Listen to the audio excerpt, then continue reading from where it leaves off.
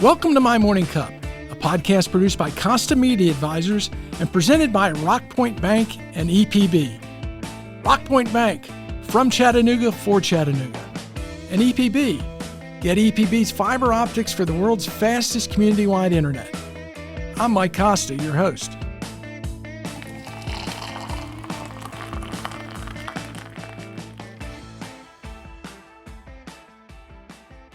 My guest this week is Dr. Katie Duffy.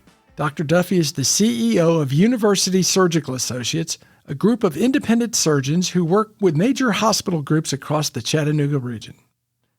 Dr. Duffy, before we trace your career from pharmacist to leading University Surgical Associates, let me ask, what's in your morning cup? So right now, I'm drinking Starbucks, but I start my morning with Folgers and creamer. Folgers and creamer. Yep. Are you a drip coffee person or are you a Keurig? Drip. Drip? Yes. Super simple, but it works and I like it. And I'm amazingly made it all through my young life without drinking coffee. I didn't even start drinking coffee until I was 30. Wow. What brought that on?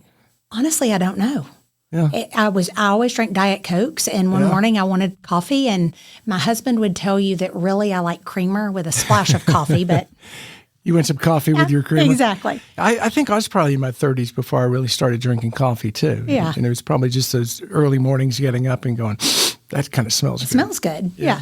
Well, thank you for being here. I know it's a big year coming up for United Surgical Associates, USA, but I also want to learn more about, your career, how you got started. And I always like to start at the beginning. You were born in Lafayette? That's correct. Now, I have to ask before we get into this, Lafayette or Lafette? It's Lafette. That's what I thought. That's what David Carroll at WRCB says. Absolutely. So, yes, I was raised in Lafette, Georgia, and that is where my parents actually lived until well after I finished school. And I now live in Ringgold. But I graduated from Gordon Lee High School. So I lived in Lafette, but went to school in Chickamauga. Siblings? None. I'm an only child. Only child. So you grew up in Lafette, and your parents are still there? So my parents now are in Ringgold, which is where we are. But my daddy is originally from Chickamauga, and my mother was originally from Lafette. So the agreement was we would live in Lafette, but he got his way, and I went to Gordon Lee. Makes sense. It makes absolute sense. So what did your parents do? So my dad is an engineer, and he actually ended up ultimately working in healthcare. He worked at Erlanger for a really long time and worked in contracting. And then my mother is a nurse by trade, but she is also in healthcare leadership. So I had the opportunity to kind of watch her grow from a nurse to getting her MBA to throughout her career. And I think I mentioned to you earlier, my mother was a nurse growing up and probably didn't practice as much as your mother. I'm one of seven. Oh, wow. Yeah, okay. So I think her nursing turned more inward. Absolutely. Absolutely. Yes, no, it was very inspirational, I think, for me watching my mother work while going to school, raising me. And so it was just watching her trajectory definitely contributed to kind of like the things that I wanted in life as well. Well, talk a little bit about growing up in Lafette in terms of, because I know you're an athlete, and what would you do for fun? What was the neighborhood like? Just those growing up years. No, absolutely. So Lafette is obviously a small enough town that everybody kind of knows everybody. And yes, I grew up playing tennis and basketball.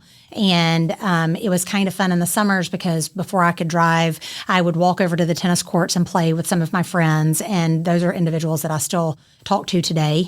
And even in going to school in Chickamauga, it too is such a small community. Yeah. You could be out and run around, and we would walk to the local ice cream shop after school. And I was also fortunate because my dad's parents actually lived in Chickamauga. And so every day after school, I would go over to their house. Oh, nice. Where they always had snacks, and I would hang out until I had whatever athletic practice of the afternoon. And how did you get into the athletics? Was that just the kids in the neighborhood and you doing stuff, or did you get into tennis and basketball purposely? So I would say that as a child, I tried everything from clogging to baton to every sport you can imagine. Well, let me back up a second. Clogging. Yes. You live in Georgia. I went to school at Tennessee. I didn't know they clogged in Georgia. They sure did clog in Georgia.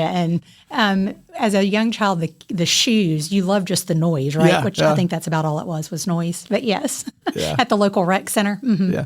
So you tried clogging and what else? I'm sorry. The clogging, it's got me. Right. So again, clogging, baton, gymnastics, softball, basketball, you name it at some point. If it was available to try, I tried it. But the thing that stuck out as a young child was basketball.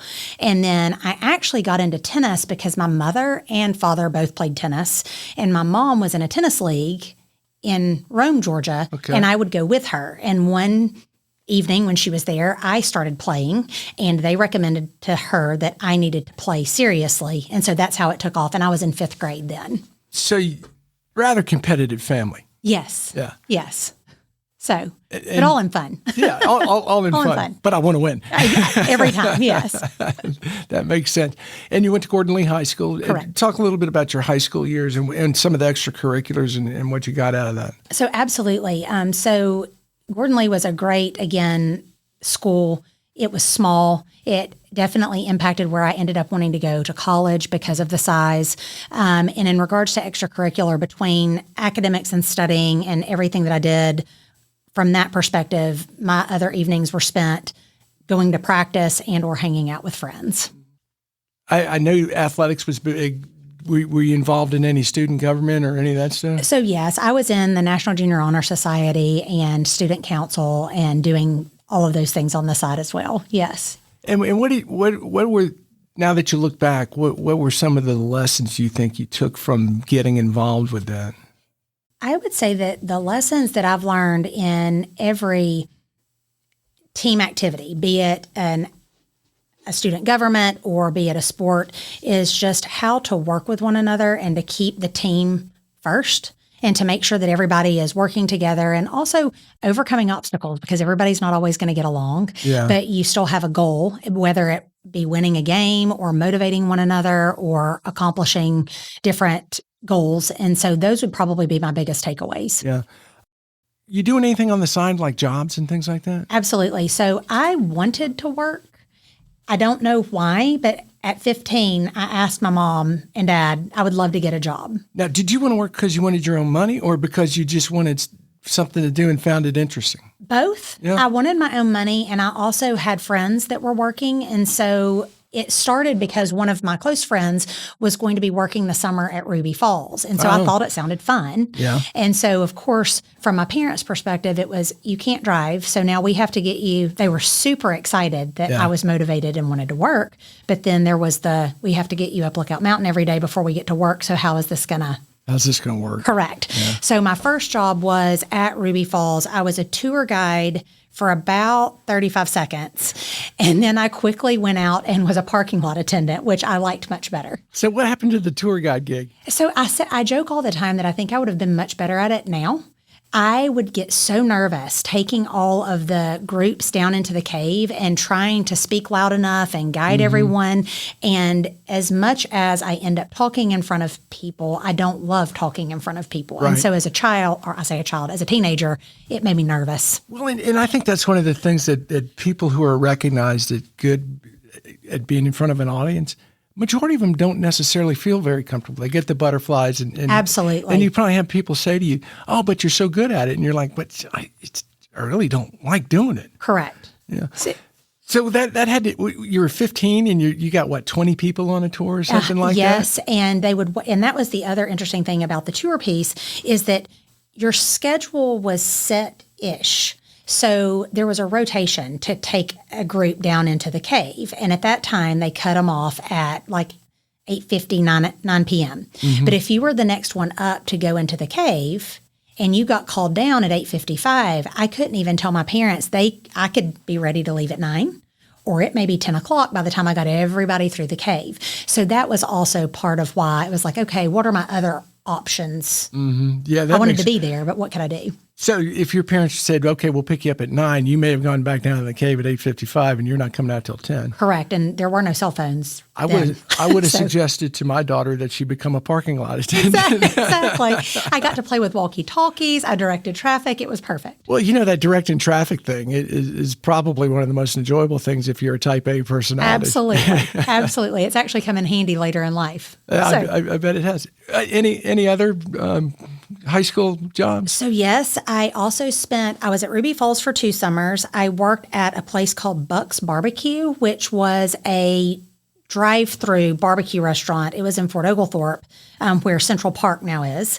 So I worked there for a summer. I worked at Ace Hardware. Oh, Elder's Ace now. I did. It was the one that was in Lafayette, right down the road from our house, so I could walk. But your parents loved that. Yeah, they did. My grandfather loved it the most because he was retired and he worked there, and he thought it would be a great idea for me to come work there too. So what were you doing there? I was working the cash register. And so when people would come up and they would have I was not good at it at all. Having to look in some folder to determine what piece of something they had. Yeah. Yeah. Your 2 high school jobs have been a bit of a My Morning Cup tour. We've had Hugh Morrow of Ruby Falls on an episode, and Tom Glenn of Elder's Ace Hardware. Okay, perfect. 2 great local institutions. Absolutely. Besides those things, you're playing tennis, you're playing basketball. At that point in your life, what did you want to do? I thought that I wanted to go to school to be a physician. Mm-hmm. So that's where it all kind of started. So that was my ultimate goal, was that I thought that I would go to college and then on to med school. Is that because your mother was a nurse? I think it had a lot to do with it. I had the opportunity to shadow physicians while I was in high school, just to kind of get a gauge of what they did. And honestly, I thought I wanted to be a plastic surgeon, but it was, yes, that was someone that I had the opportunity to shadow and see what they did. And I just thought it looked like it would be, you would never get bored, or I felt like I would never get bored. So, well, that makes sense. Now, I know one of your other high school jobs, you went to work at a pharmacy? So, yes, after I graduated from high school, I started working at Moore & King, which is no longer in business, but I was there as a pharmacy technician, and I worked there every summer when I would come home, even from college, until I finished pharmacy school. And what's a pharmacy technician do? So a pharmacy technician, I will say, pretty much runs everything in the pharmacy, from the standpoint of they're, taking the scripts, they're filling the scripts, they're doing all of the work for the pharmacist to then review and get out to the patient. So they keep everything running smoothly. Are you forward facing with the customers? Nowadays you are, and it depends, because obviously retail pharmacy, which is like what Moore & King was, is very different than hospital pharmacy. Yeah. So depending on where you're a technician, the technicians in the retail setting are more forward-facing than they used to be. And when did you start that? So it would have been in 1999. In terms of high school years? After my senior year, when I graduated from high school. It was the summer after graduation. So you're senior in high school. Were you deciding to go to college, and at that time, were you still, I want to be a doctor, or had you migrated towards pharmacy? So when I was looking at colleges, I ended up going to Mercer in Macon, and part of what impacted where I wanted to go to school had a lot to do with the size, because again, I graduated with about 103 kids. And so trying to make the transition from that to going to like a University of Georgia just seemed overwhelming. Yeah. And so Mercer, though, also in picking it, they had a med school. They had all types of graduate programs within their system. And so that made it attractive as well. And no, I was not thinking about pharmacy at that time. I still had the intention of going to college to become a physician.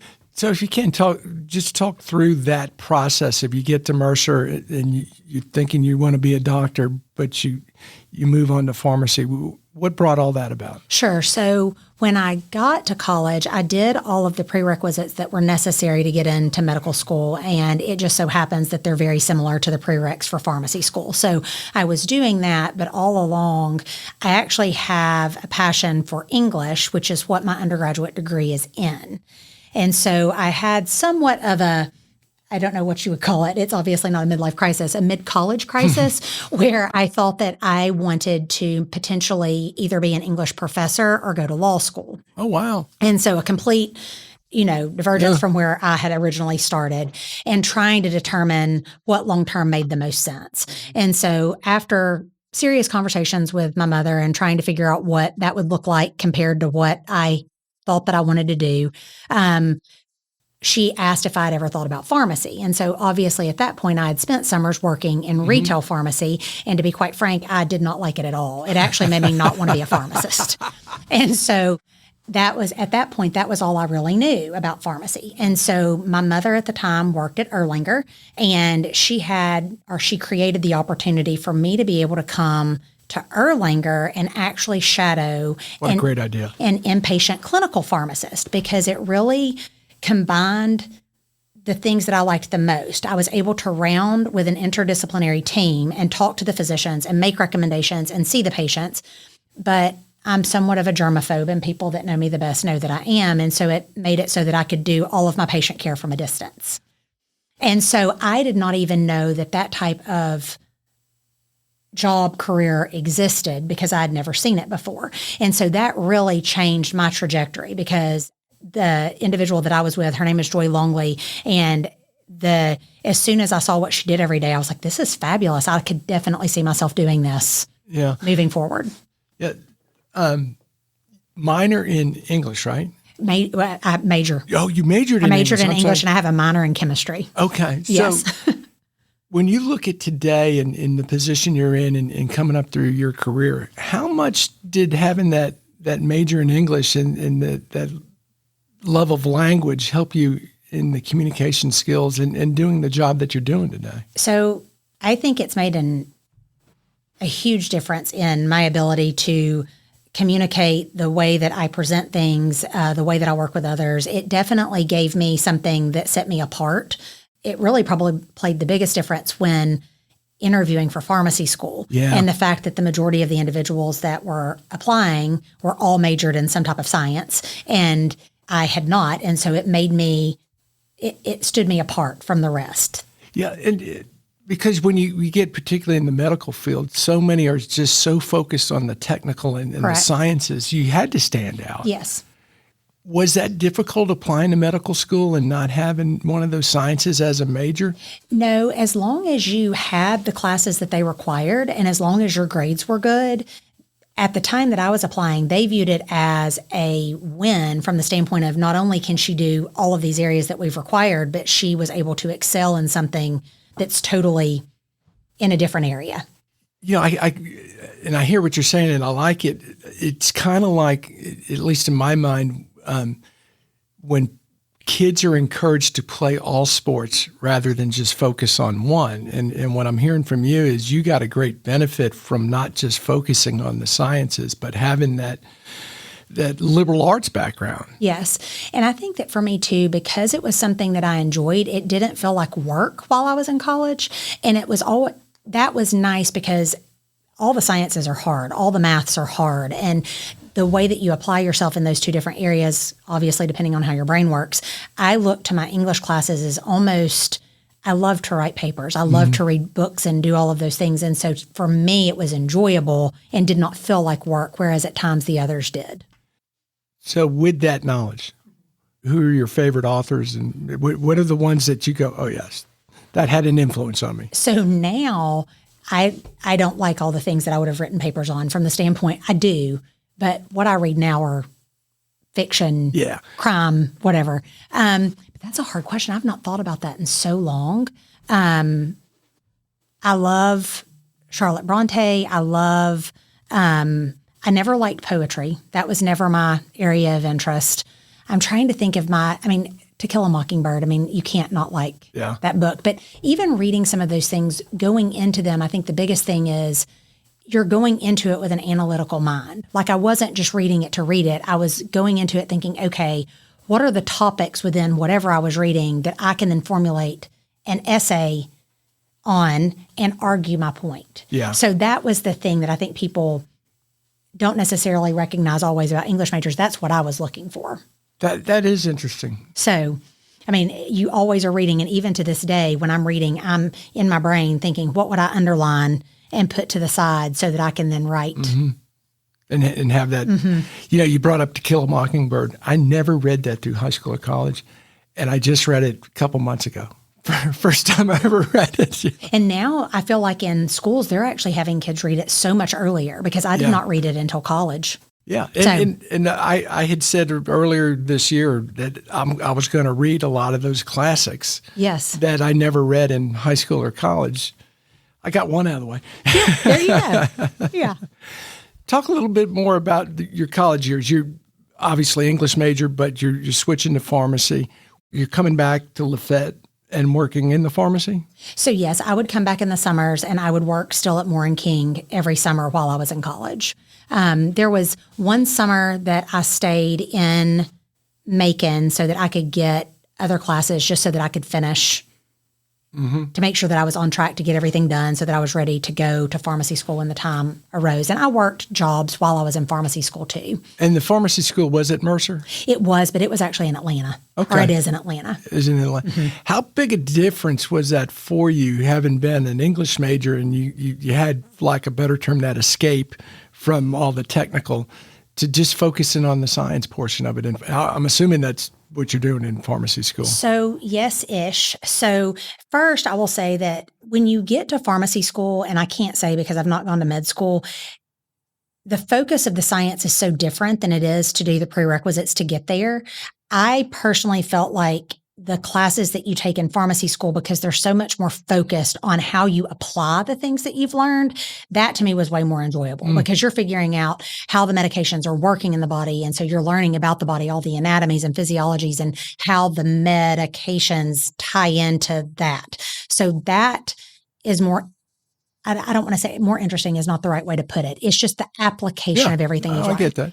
But while I was in pharmacy school, after my first semester, I also entered into the MBA program at Mercer. And so at night, I was going to MBA classes while also getting my PharmD. Wait a second. You're in pharmacy school, but you don't have enough to do. Correct. So you know what I'm going to do at night? I'm going to get my MBA. Correct. And so that also, though, and I worked at CVS too while I was in Atlanta because I couldn't get home to work in the pharmacy. Because you didn't have enough to do. I didn't want to be bored, definitely. So, but the MBA program, I will say very much like English did for me in undergrad, I feel like it gave me an outlet because it was a totally different way to use my brain. And so it was enjoyable, even though it sounds like it's a lot. Is it tougher? And maybe tougher is not the right word. Is it more difficult? Is pharmacy school more difficult because as a pharmacist, you have to know everything about the body and how it interacts with medications as opposed to someone who specializes in a certain kind of medicine because you're going to be very focused on that specialty? So I would, again, not being in a medical school, I can't speak to everything that they do, but I will say that, yes, you definitely have more from the school aspect in both arenas. You're learning a little bit about everything. You're trying to learn all pieces. Then after you're done with school and you start going into after post-grad training. So even in pharmacy, there's post-grad training that you can do so that you can start to focus and specialize. So I don't think it's harder. I definitely think it's a different approach. And there are so many individuals that graduate from pharmacy school that are generalists, like they are in their local community and they're expected to know, again, a little bit about all the things that someone could walk in and ask them. If you are working in a hospital and you're getting the phone calls from physicians, nurses, and everybody in the central pharmacy, you have to know lots of different information. Pharmacy's changed a lot over the years too, though, where now people are specializing in areas and you have critical care pharmacists, or what I did was I was an antimicrobial stewardship infectious diseases pharmacist. But of course. And so you kind of end up picking a path that's more specialized once you get out of school. And I'm not even going to try and repeat antimicrobial, and we'll get to this in a minute, that helped you later in your career when you were at Erlanger in infectious diseases. Absolutely. And I do want to get to that. So you're in Mercer, you get into pharmacy school, you're ready to get out of pharmacy school. What do you do? So you have lots of options. And again, one of the options that has become much more prevalent, and when I was graduating from pharmacy school, it was happening, but it wasn't as probably common. you have the option to go on to do a residency. So they're called PGY1 residencies, just like what you would hear from a medical school standpoint. And so you apply for the residencies at different hospitals, and they aren't all in hospitals. You can do them in all kinds of areas. But for me, it was doing a residency in a hospital. So you're looking at the areas that are offering the things that you're the most interested in. And I really wanted to be at a level 1 trauma center, preferably, so that I could see all the high acuity. But part of that tied back to working in and around Erlanger, my parents working at Erlanger. I knew that I liked that environment. And so that kind of was what sparked me to apply, for example, for the residency at Grady. And there's the Medical Center of Central Georgia, which is now a different title, in Macon. And then obviously here at Erlanger. So where did you end up? At Erlanger. Ended up at Erlanger. I So did. Erlanger's in your blood. It is. To a great degree. So you start your residency. Any surprises out of that when you got there? Or because you were so tied to medical in Erlanger, you kind of knew how things worked? So I think that the surprises were how much you can learn in a year's period when you're spending that much time at work. Yeah. The way that we rotated, we worked 12 days on, 2 days off. And 12 on, 2 off? 12 on, 2 off at the time. Wow. And so in the moment, it's for a year. And the goal is that when you're finished, that you're able to grow what you would in a 3 to 5 year period any other way. Yeah. And I will say that when I finished, I definitely felt ready. You're on your own as a resident. Like, you're a licensed pharmacist, like you're responsible for everything that you're doing, but you still have the opportunity you're doing rotations in specific areas, and it helps you find where you want your niche to be. And then when I was finished with my residency, I was like, I can do this. I feel comfortable and I feel ready to move forward. So you're doing your rotation. Where did you determine your niche to be? So that was the point where I determined for antimicrobial stewardship and infectious diseases, you have to do a project. And that was where my project, that was the subject matter that it was in. And it actually led to the justification of the position that then I took after I completed my residency. So it had not existed before, but showing all of the work that we had done throughout the year and the cost savings and patient care and throughput that it helped with created that job for me to then take when I finished. So they didn't have the position. They created the position. Correct. That's got to be a pretty big deal. It was exciting. At the time, I don't know that I even realized how big of a deal it was, but I think now looking back and doing some of the things that I've done, it's a really particularly cool accomplishment. as you grew your career and came to be head of operations, to understand how difficult it is to create a position out of a budget that doesn't have one. Absolutely. And to justify it 100%. And I like that. And to justify it, that's always the question that comes after that. Yes. If you will, walk through your career at Erlanger, because you progressed very nicely and had a lot of different positions. Absolutely. So when I completed residency, took over the new role in clinical pharmacy, I was in that role for approximately 6.5 years. And my goal was to grow the clinical department. So when I came back to Erlanger, there were 4.5, 5 full-time clinical pharmacists, me being one of them. And there was a need at the time. We had physicians that were coming back to the hospital that had been in environments where they had a pharmacist on their team every day, helping with medication management and trying to get our pharmacy department to that place. And so that was where I knew that in order to do that, when the opportunity arose for me to take over as clinical director, my goal was to grow the clinical pharmacy department, and it ended up growing to about 18, 20 clinical pharmacists. And one of the highlights probably of my career, though, I feel like there have been so many fun things that have happened, but one of the students that I actually had while I was in the antimicrobial stewardship role ended up coming back and taking that role as I vacated it to become the clinical director. Oh, isn't that a nice feeling? It's and he's still there. He's still in the role, and he was able to do with it more than I ever could have even imagined doing.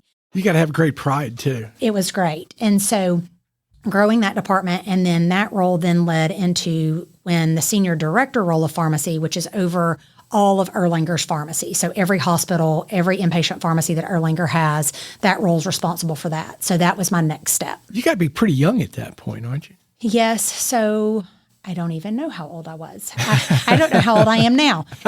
So I took over as senior director right as COVID was happening. Okay. So what is that, 2020? 2019, 2020. So I was 38. Wow. Yes. And that's a lot of responsibility. It is. And which is a great segue into COVID. Your responsibility was to come up with the plan for Erlanger vaccinations. Is that correct? That is correct. And it was one of those very unexpected opportunities.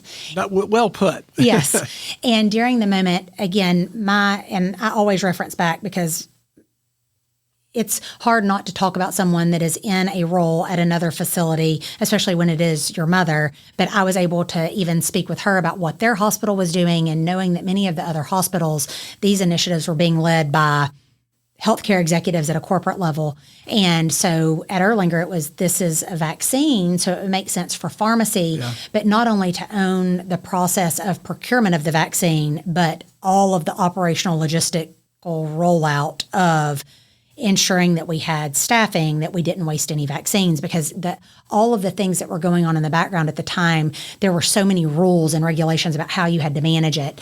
And so trying to plan for it, and you still had social distancing, and how do you maintain the crowd and get everybody in? And so in retrospect, it was such an opportunity because you had mass chaos. Everybody was scared. Everybody was, and being in the hospital, watching what was going on, you didn't want to get sick. It was just so much. And so I will say that this is where you asked what I learned about being on a team. Without a team that's willing to work with you and do all of the things, they were showing up with me at 4:00 in the morning to get prepared for the vaccines to start at 5 a.m. They were staying with me until whatever time at night that I needed them. That was the part I think that was the most significant to me, was that we were able to do that together. It wasn't a me, it was all of us coming together. We were exhausted. We were all scared. We were trying to do all of the things. And it was just it's a bit of a esprit de corps, though. It was a very neat opportunity. Were the vaccines in the program you were leading at this time for the vaccines, were those the ones going to Erlanger Associates, or was this to the general public at that time? So initially, the way that everything was, I hate to use the word dictated, but what was told was that they had to obviously go to frontline healthcare workers first. But part of what that also entailed was the fact that you had healthcare workers in the community that didn't have access to a hospital. And so we very quickly helped with that initiative as well, because it was overwhelming for the health department. Yeah. So we were spearheading that, and then trying to discern who is frontline, because it's not just a nurse. You have environmental care services workers that are having to go into these patients' rooms. And so over 6,000 just Erlanger employees plus community physicians. And so trying to get people signed up and registered and in the door, and making sure that then we had to have a list of vaccines at the end of the day, because you weren't supposed to waste any. Right. And so you had to use them at a certain time. So we had a call list to get people to come in. It was surreal. And I remember that, as we all do, but it almost felt like a lottery in the early part of Absolutely. The vaccines, because my wife was a physical therapist, and I remember her being able to get her vaccine first, and I'm like, what about me? I hope you're going to take care of me. Absolutely. So did doing that and all your other experiences, is that what led to the COO role? So it definitely led to, I think, an awareness of some of the things that I was able to do, and it helped get me into the VP of Ops role at Erlanger. And I'm going to ask the question, it's going to sound, but I'm going to ask him, did that surprise you? And what I mean by that is, here you are, an English major, you went to pharmacy school, and all of a sudden you're looking at an operations role. Did it surprise you, not from the standpoint that they chose you, but that your career led there? Yes. I will say, and this may sound, maybe it doesn't sound strange, I never thought this is where I'm going to be, or this is what I'm going to do. And you would think that with getting an English degree and then a pharmacy degree and an MBA, that I had like goals of, these are the jobs that I want. This is when I want to be able to do them by. But that's not been the way of my career. It has definitely been, I said that every single time I've taken a new opportunity, it has been more because I feel like I had a list of things to accomplish. And in order to get the next level of things accomplished, the next role had to happen for me. And so it has been more of it's been very fluid. Yeah. So yes, I think that the timing of all of it, I was not at all expecting it. I definitely wasn't expecting the vaccination initiative. So definitely, I guess, a surprise. Yeah. And I'm so glad you brought it up like that, because so many, particularly when you look at doctors and lawyers and folks like that, they know from a young age, this is what I want to do. But there's so many people that go through life not necessarily having a master plan. Sure. And taking a job when they needed a job and meeting someone who introduced them to someone else who provided it. And that's not necessarily your path, but you took advantage of those open doors to grow your career in a way that you probably didn't expect. Definitely. And I think that it has been nice to have the opportunity to kind of learn and grow the things that I needed to then be successful in those next roles has been a very natural process, I feel like, for me as well. And I think I always knew that I wanted to be involved with the business operation side. Even in pharmacy, I've always been intrigued by the way that things happen. How can we do this better? How can we be more efficient in this? And so that part is very natural to who I am. And so I just wanted to make sure that I had the ability to take on those opportunities as they came up. So you had a natural curiosity of how things work. And you move into the VP of operations. And I'm going to ask you the surprise question again. I hate the word surprise with it, but what did you find interesting in moving into that role? So the thing that I found the most interesting in moving into that role is that the pharmacy department at Erlanger, I mean, it was over 200 employees, but I had grown up in it and I knew everybody. And when I say knew everybody, I knew children and grandchildren and what they did on the weekends. And so there was definitely the ability to like relate to everybody that I worked with, which I personally appreciate in a position. And so in taking over the VP of Ops role, where I go to being responsible for multiple 200 plus groups of individuals, I had to figure out a way to make sure that I could get to know them, I knew the leaders of the departments because I'd worked with them even in pharmacy, but I wanted to make sure that the people that they were leading understood that I was invested. And part of that actually involved a conversation with my group in pharmacy to say, y'all know that I'm still here for you, but y'all are set up because, again, this is also kind of neat. The individual that took over my role in pharmacy was actually my very first pharmacy student. And so I knew that she was capable. She had been in pharmacy. I knew that she was going to be fabulous in the job. And so I had to explain to them, you're not going to see me as much. I have to spend time getting to know these other departments. It's not because I don't love you and I'm not here, but know that I'm going to have to Your time is split. My time is split. Yeah. And so that probably, I wasn't sure how I was going to feel about that, not being able to know every single person. And how long did you do VP of operations? So I was actually only in the VP of operations role for about 9 months. At the time that I had the opportunity at USA. So you pretty much grew up at Erlanger. Correct. This opportunity comes for University Surgical Associates. How difficult of a decision is that? You've spent your whole career in one place and you progressed nicely. But this other opportunity comes. What made it attractive and what made you want to tackle that? So I will say that one of the things that originally made it easiest was that there were a large number of the surgeons within USA that I knew. I had worked with them at the bedside clinically over the years, so I knew them even when some of them were residents, as was I, and we were growing and learning together. So that made me comfortable from the standpoint of I knew that they were I knew who they were. I knew they were good physicians. I knew that they cared about patients. I knew what their mission was. So that helped. I knew that one of the missions of USA was to teach. And over the years, which all throughout pharmacy, I was faculty for multiple pharmacy schools. So I was constantly involved with precepting pharmacy students, as well as we started under my tenure an extended pharmacy residency to expand the number of residents we took. So teaching was a huge part of my trajectory and pathway. And so knowing that that's the mission of USA also helped because, again, you want to be somewhere where you can align with the mission and the vision. And so those things made it easier. It definitely was harder just because after being somewhere for almost, 17 years, you don't know what you don't know. Right. And transitioning out of the hospital, like being not in the hospital setting anymore and moving over to the physician practice was a new world for me. The way I'd interacted with physicians was different in the roles that I'd had and trying to learn all of what it entailed.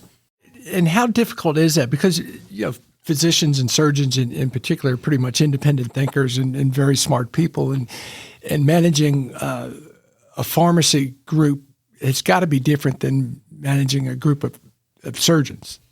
Absolutely. I will say that, again, one of the experiences that I had over pharmacy that I think helped me in the role that I'm in currently is that there is a committee called Pharmacy and Therapeutics Committee at the hospital. And that is the group that goes over medications that are added to formulary, different initiatives that are going on for patient care, et cetera. And it is comprised of physicians from about every area of the hospital. So you've got surgeons, you have anesthesiologists, you have family medicine, internal medicine, you name it, they're there. And so one of the things that I quickly learned was they all communicate differently. They all want different information when they're trying to make a decision. And I've always been aware that knowing your audience is important, but sometimes people think doctors are doctors, and that's not true. Right. They approach things differently.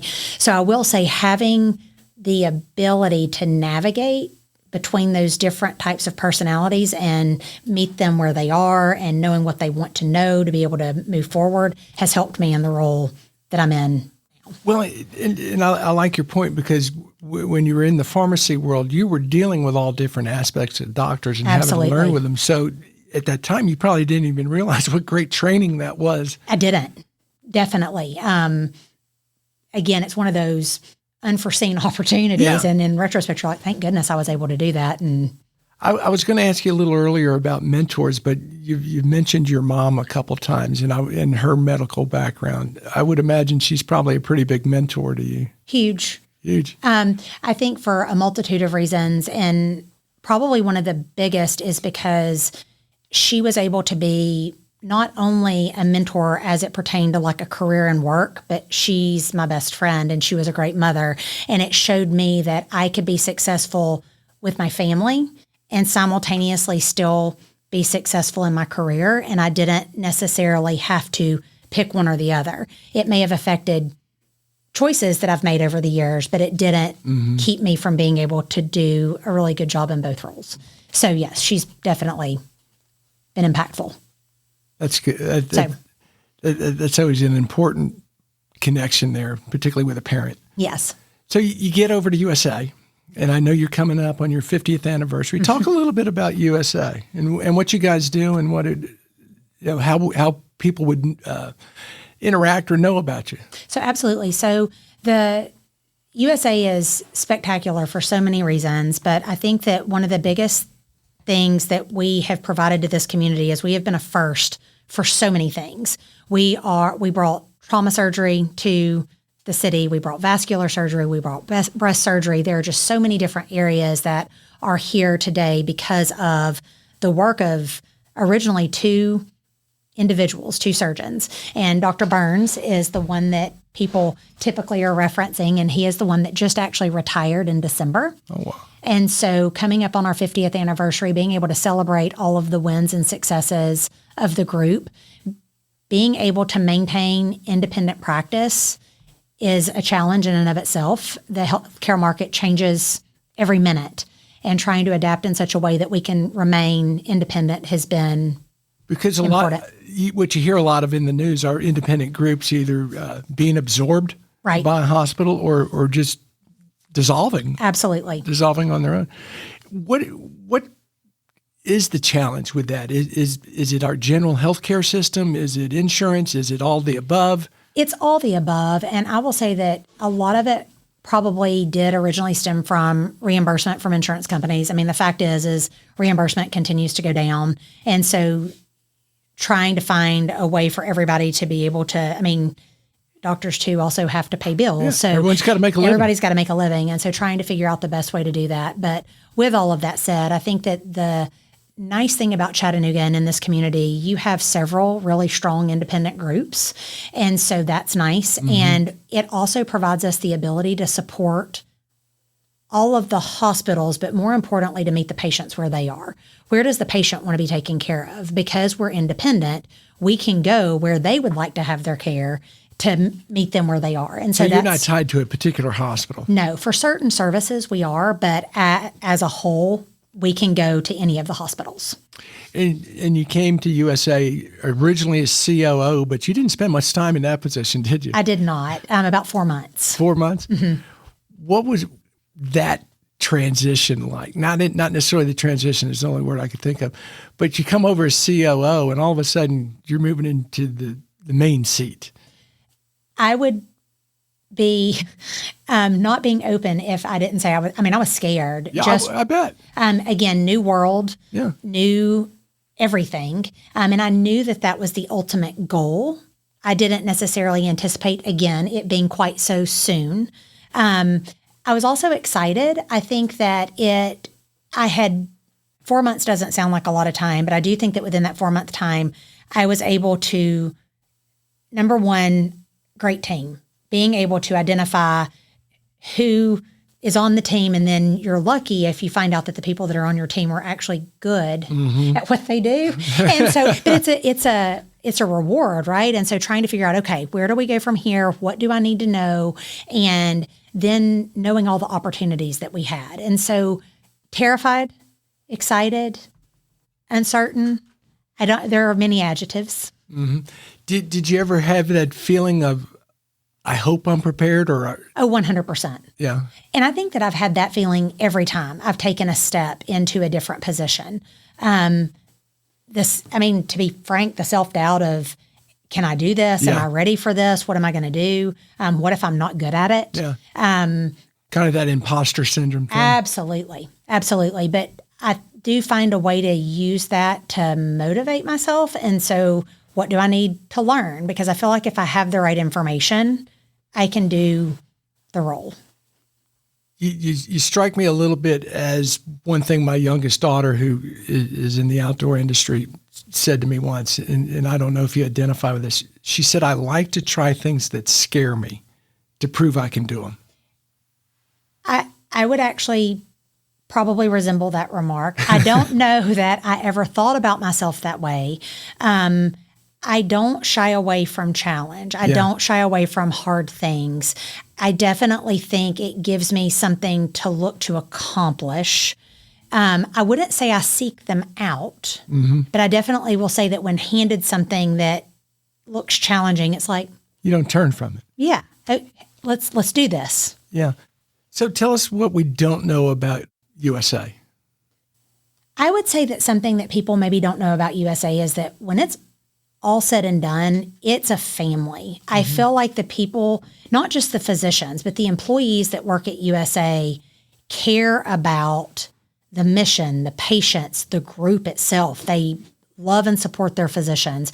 And so I don't know that if you're not in it, I hope it becomes visible to people that are around people when they say where they work, but you can feel the excitement and the passion for what USA represents. How important is community involvement for you personally and for USA in general? Because I know you're on the Erlanger Foundation board and you're also heavily involved with Rotary downtown. Why is that so important? Because without the community, there is no USA. And the purpose of doing what we do is to take care of where we all, and even if we didn't grow up here, this is the place we've chosen to make home, and you have to take care of your home, because if you don't, it's not healthy, it can't be successful, it can't survive. And so I think that giving back to the community in whatever way that opportunity arises is imperative to what we do every day. And it motivates. Our employees are so excited when we're like, we've got this going on. Do you want to participate in this community event? They genuinely feel good giving back. I got a couple more questions for you before we run out of time.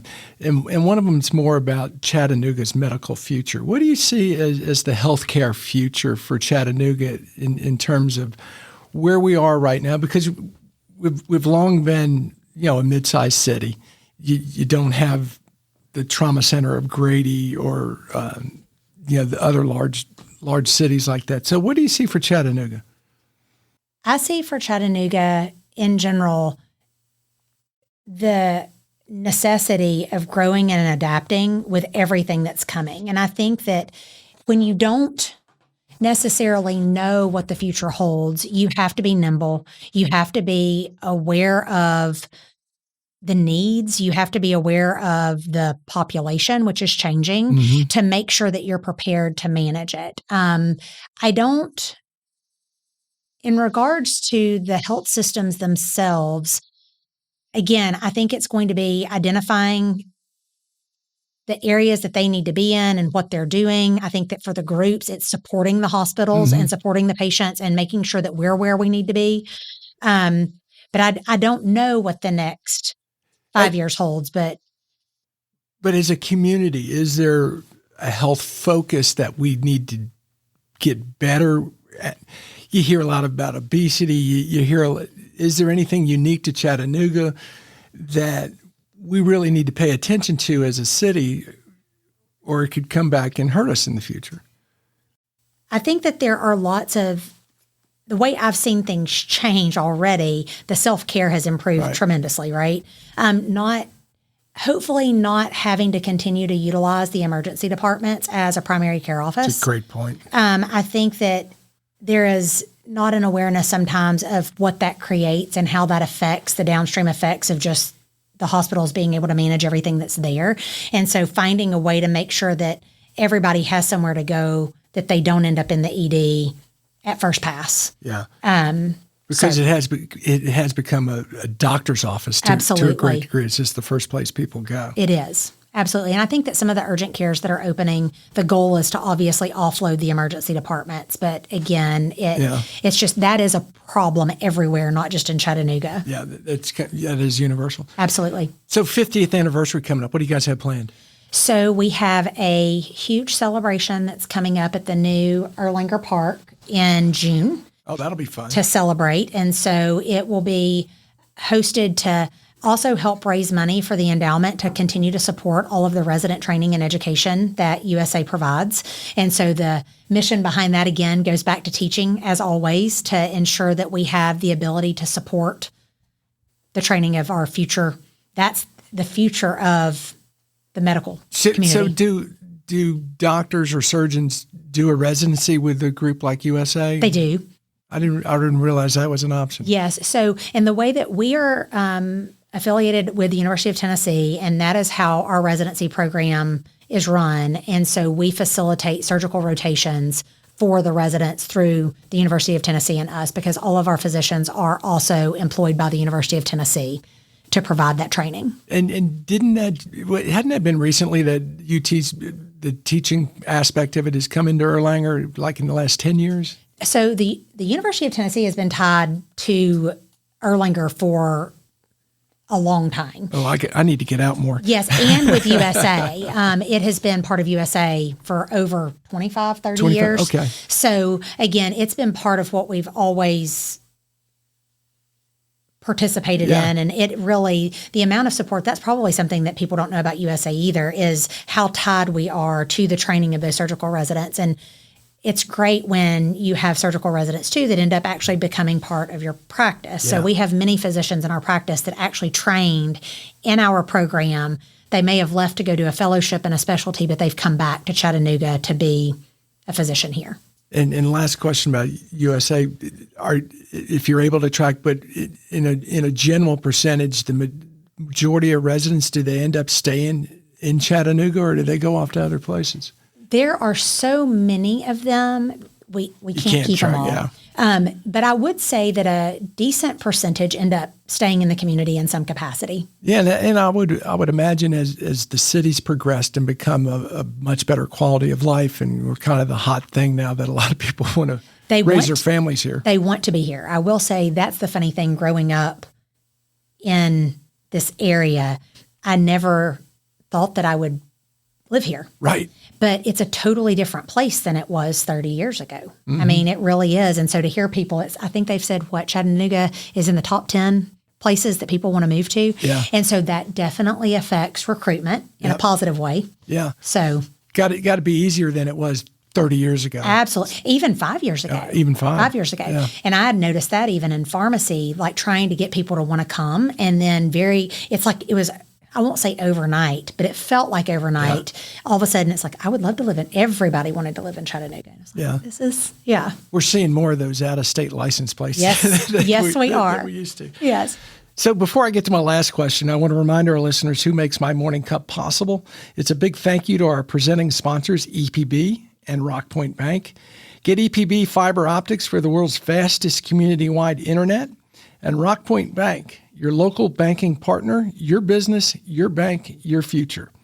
All right, Katie, last question for you. What would you tell that 25-year-old Katie Duffy is important for a happy life?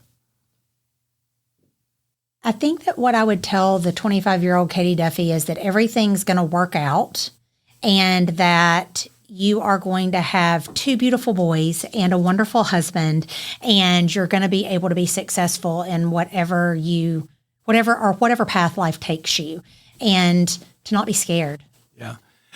And we've had a couple people answer it in a similar way, and I love the answer because it will all work out. I think that's what that's what paralyzes us. Absolutely. Not thinking it's going to work out. And 9 times out of 10, it all works out. I can't remember if someone told me this or if I just read it somewhere. We've all already lived through our worst day. So, we know we can handle it. Absolutely. Yeah. Well, and I think, too, the other thing I would say is not to be so hard on yourself. Good point. So I think that you spend a lot of time being so critical as opposed to accepting your wins and owning them and letting that be your driving force. So, well, that's good advice. I appreciate you taking time to come in and talk to us. Absolutely. It's been great. Thank y'all for having me. Thanks for listening to My Morning Cup, a podcast by Costa Media Advisors. If you liked this episode, please share it with a friend. I release a new episode each week, so be sure to subscribe on Spotify, Apple, Google, or wherever you listen to podcasts.